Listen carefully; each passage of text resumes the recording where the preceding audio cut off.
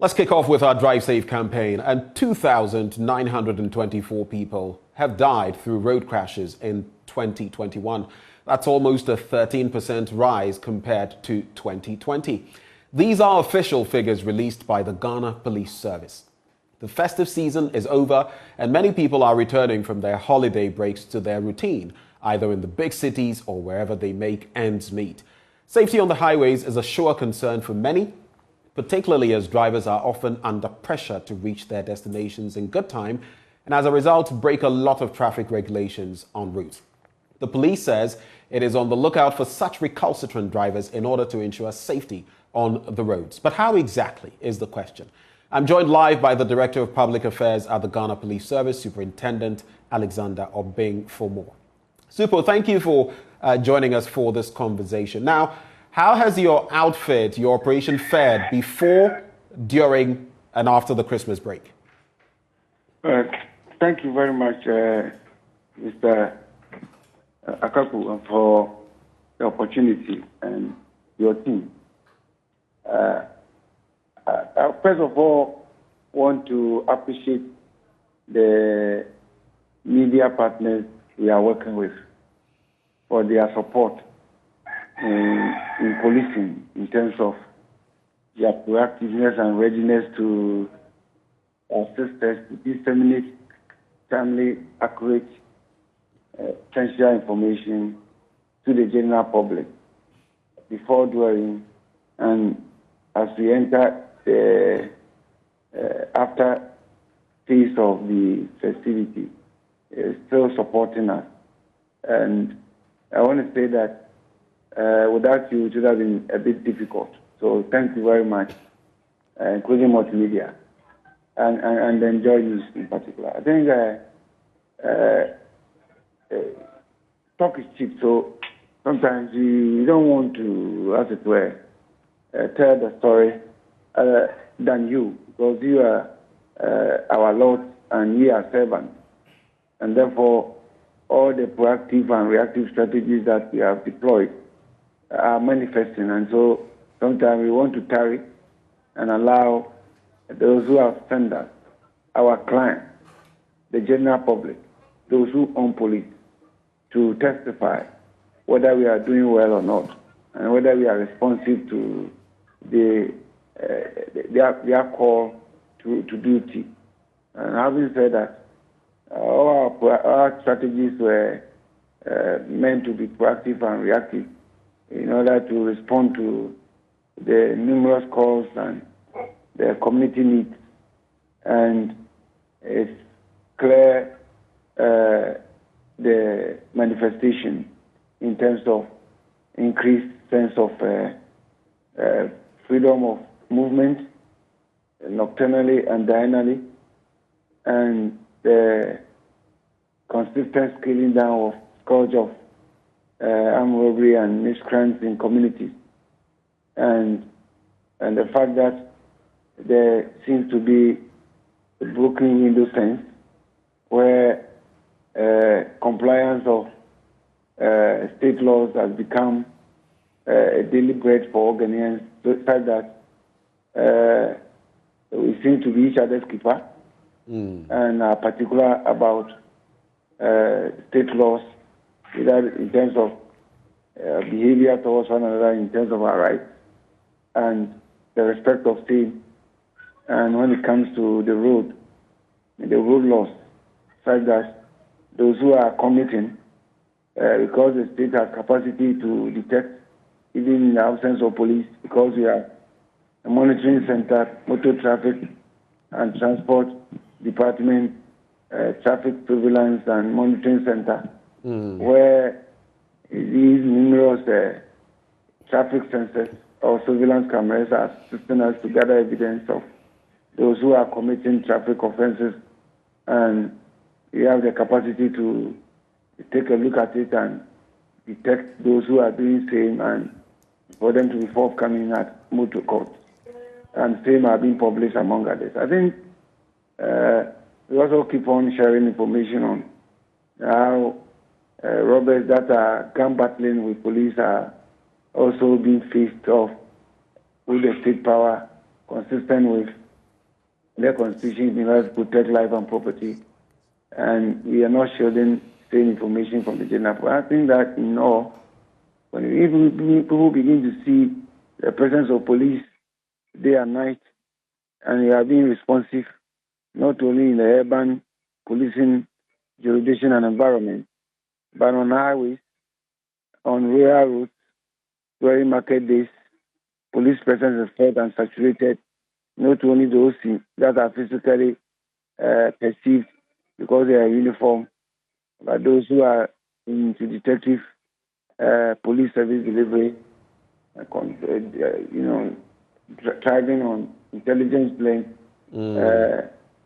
approach police system in order to ensure that there is that invisibility for those who otherwise would have committed crime with impunity. So generally, we are doing what we need to do, and in all this, we are allowing the general public to dictate, because policing is owned by them, and as partners and as servants, whatever they direct us, we do, and we always are ready and to consult. And that's why there are also an ongoing, consistent engagement with entities, stakeholders, partners, in order to ensure that, as the saying goes, policing is contingent on the situation. We are not left behind as servants, but at the law space, if it's consistent with the Constitution and all that. Right. So and get it done to protect public health and safety and enhance a sense of security and safety among the general public. It's crucial that you engage the public, and it's good that you're getting a good vibe. But how exactly have your officers fared on the highways, and how many of them have been, stationed on the highways in the course of, this Christmas period, and we're still in the season, so this festive season? How many officers have you had out there, and how do you say they fared? I think generally, the kind of policing that is ongoing is not something that is because of the before, during, and after Christmas strategy, but that is policing everywhere. Right. And this policing everywhere concept ensures that police must be felt to be present everywhere and to ensure that the needs of the community, which may vary from one to another, are met. And that is why, as I'm speaking, before Christmas, during, and after, if you cast your eye on the landscape or the jurisdictional landscape of Bono East, police will never leave that corridor between Kintampo, Zamarama, Abazi, Pran. And will never leave that corridor between Mampong, Ajua, Atebu, Kwamed, and so, all the way through Pran to Yuji. We will never leave Adoso, Ichiaman from Ejata to Donko Krum, Ademra, Amankwa.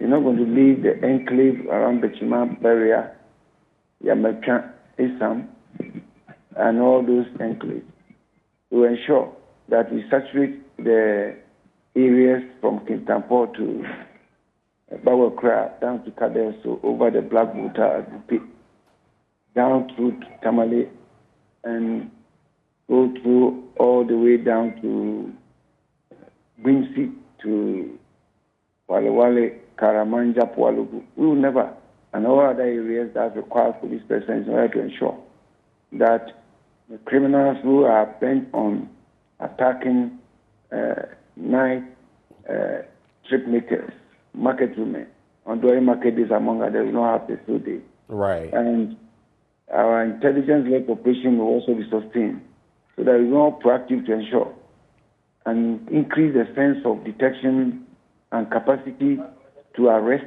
and to face off criminals and to ensure that they are pursued and brought to justice. And this everywhere, we continue doing it, and we will also be very quick to share information to, as it were, prevent those who are willing and capable from committing in real time, and also ensure that we partner those who have sent us on this course to ensure that in our communities we see peace at all times, in all areas, and we continue to share same information of soliciting their community support through chiefs and elders and community members and transport operators and market women, among others. And I think that this onerous duty is contingent on you and I to get it done. And that's why I appreciate what the media is also doing to support it. Very quickly on this point, there's more I want to run by you very quickly. But on this very one, I know you've mentioned Kintampo all the way to Adesu. You've spoken of Wale Wale. So different pockets of the country, and there's monitoring going on. If you come to the Greater Accra region, for example, which of the highways are under close monitoring and why? I've seen your officers on the M1 stretch. That was particularly during the Christmas proper. Are there any stretches in Accra, the Greater Accra region, that are also under close monitoring that you can share with us? I think with the capacity we have with the surveillance sensors, we are able to monitor it day and night.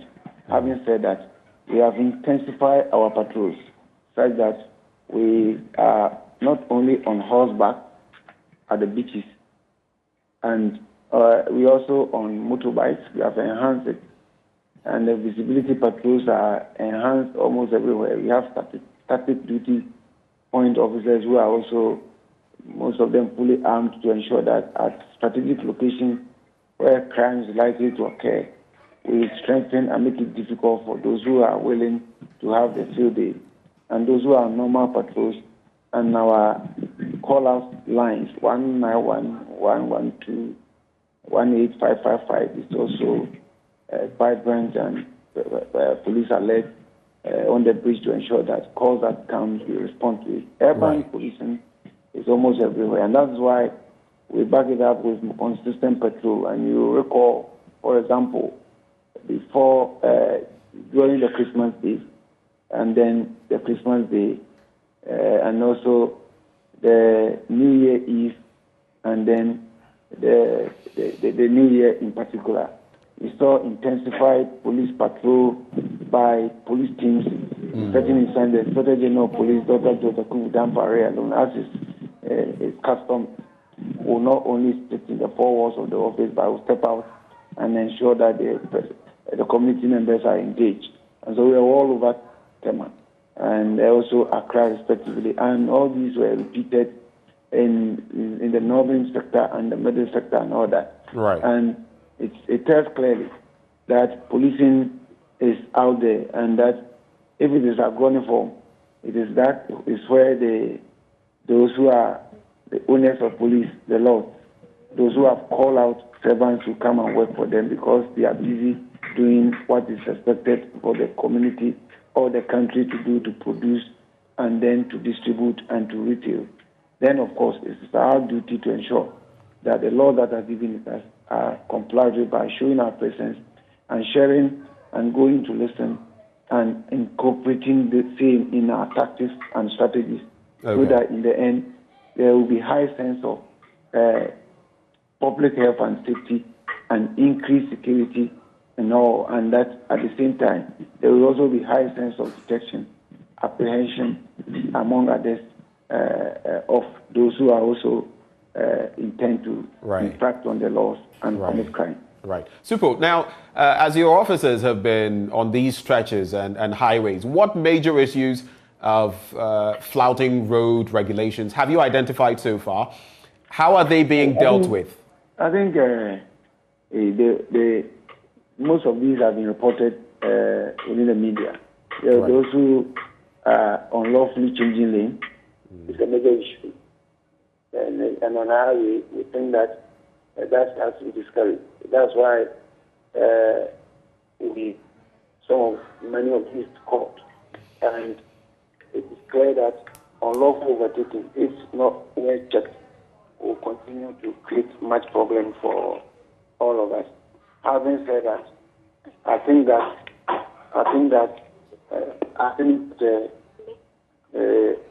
if you look at the policy of the state in dualizing some of these major roads, particularly at commercial, now we are almost at the bigger junction. It is because if you leave our roads on single carriage, likelihood of some of drivers on the wrong side of the road, facing oncoming and leading to head-on collision. And therefore, that's the problem. Our patrols and the lookout by the members of the general public that are assisting us to post incidents, look for those who committed and being put before court. Again, there are some who are using or abusing the sirens and beacon lights, and we have been very consistent in detecting and proceeding to court, and we believe that it will continue to scale down. The other issue has to do with motorcycle surges in terms of motorcycle-related crashes, and I think that it's something more drastic has to be done by the state and in particular by the police. And in coming days, I think police will roll out certain enhancements that will seek to promote safety of motor riders and riding of motors in urban environment, among others. And so speeding also seems to be worrying, and it's this reason I believe that our partners are also intensifying their campaigns that Arrive Alive, among others. Okay. And we believe that we have been supporting this and going ahead. If we continue to do this, it will help all of us, because road safety is a shared and collective responsibility, and one agency alone cannot stop. That's why we call on the media to also always continue to offer your rich resource of your time, your radio and TV, to assist us in sharing all the necessary information in a way that will intensify publicity, awareness creation, and education of all road business, i.e. vehicle owners, drivers, vehicle occupants or commuters, and yes, sir. Super. So it would appear, obviously, from what you've been telling me, that some arrests have been made. But what is the status of the investigations? I mean, what quotient or percentage of these people have been put before court, like you're saying? Is it all of them? Is it 50%? I mean, give us some details. I don't have the data here, but I know that compared with the same period last year, this year you have seen a massive increase in terms of those who are arrested for varying offenses last year as compared to 2020. And I believe that as many as were convicted as compared to 2020, and as many as have been fined to pay more than, I believe, 3 million Ghana cedis, and over 30, I believe, have been put in jail. For, quick clarification, Supo. When you mentioned the 3 million Ghana cedis, for which period? Is it the entire year, or is it just for? Yeah, as compared to 2020, I think that was increased over the same period of 2020. And I think that we, still have to pride ourselves with a number of arrests. It is indicative of the level of indiscipline. And that is why it is a ground for us to stand on and admonish our transport operators and then vehicle owners and drivers to comply with the road law. Otherwise, police now have capacity, together with our partners, to detect offensive conduct on the road regarding the non-compliance of safety rules that normally expose all of us to danger, and that our capacity extends to detection. People being forthcoming, irrespective of what you think you are, because all of us are not exempted from the compliance of the road law, and therefore it's not about for any profession but having a driving license. And anybody who has been privileged to have been issued with a license, if you don't comply with the laws, know that you'll be arrested, and you cannot hide behind any immunity. And that should be made clear to all license holders, because if you are a driver, you are primarily a driver before any other profession. And that if you commit any road offense, know that you have a day in court with police and the court. Probably to conclude this conversation, Supo, can you give us a picture of the accident situation in general? And I mean, the new year has started. Today is the 7th day. What is the picture when it comes to accident rates, people flouting road regulations, and how are you working to avert further crashes? I think, Mr. Babu, if you look at what our performance like in terms of as a country, we didn't fare well at all when compared to data since 1991 and all that. We didn't fare well at all, and therefore there are certain strategies that moving forward will be discussed. But the Ontario Police is concerned, make our position clear that we also take education without stringent enforcement entertainment, and that's why, under the current circumstances, we are rolling out strategies that will ensure to remove invisibility of road infraction and to ensure that we pursue broken window policy of ensuring that anybody who commits road offense will have his day in court, and that we will intensify it.